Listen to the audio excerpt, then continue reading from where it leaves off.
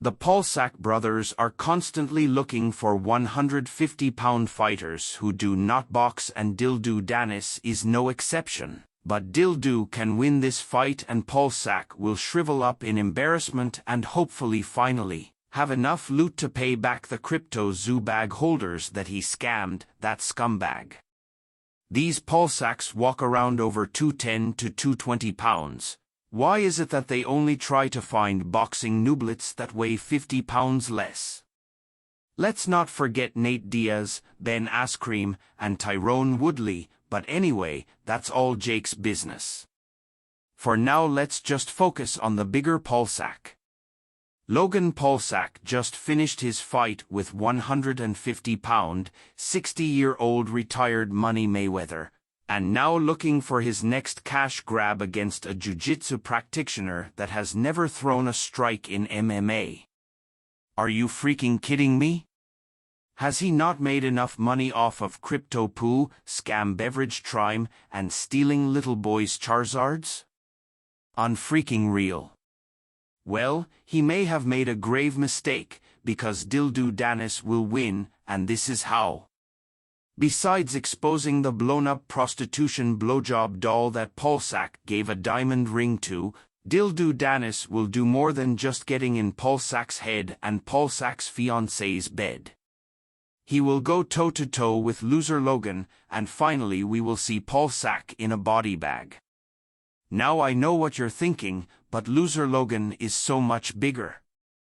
He is on steroids and has boxed Money Mayweather. He can't possibly lose to 170-pound Dill-do.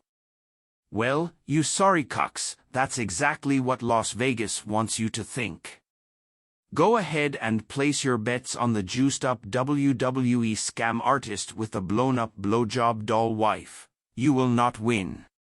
Sorry to break it to you teenage paulsack fanboys that have not yet been scammed, but loser Logan is not a good boxer. His punching form is ass cheeks, unlike the younger paulsack, and by extension, loser Logan's punching power is greatly diminished. His cardio is not so good either, but considering that he takes steroids, the EPO should be able to balance him out. He has some good experience in the ring, but still can't seem to throw a proper punch. If Danis was closer in size to paulsack, this would not even be a legit fight. Loser Logan would have no chance.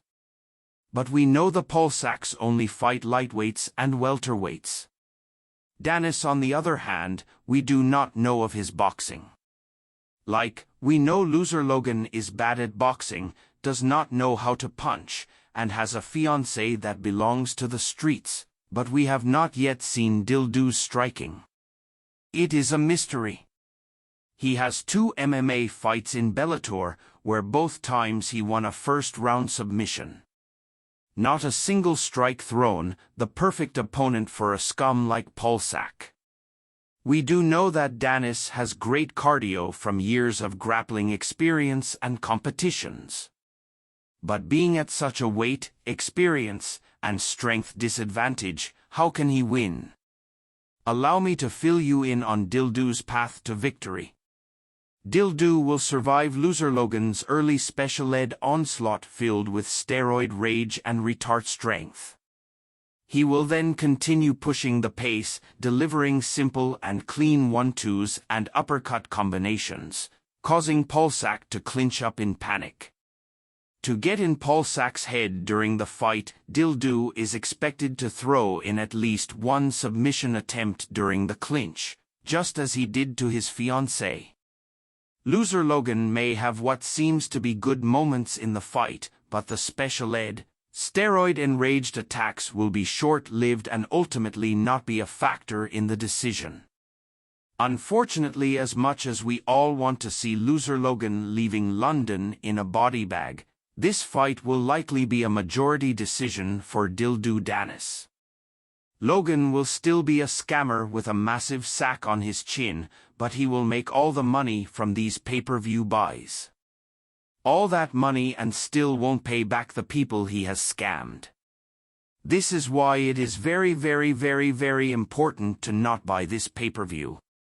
and never trust someone on the internet. Even someone as popular as Paulsack. I've made a severe and continuous lapse in my judgment, and I don't expect to be forgiven. I'm simply here to apologize. So what we came across that day in the woods was obviously unplanned, and the reactions you saw on tape were raw, they were unfiltered. None of us knew how to react or how to feel. I should have never posted the video. I should have put the cameras down and stopped recording what we were going through. There's a lot of things I should have done differently, but I didn't. And for that, from the bottom of my heart, I am sorry. I want to apologize to the internet. I want to apologize to anyone who's seen the video. I want to apologize to anyone who has been affected or touched by mental illness or depression.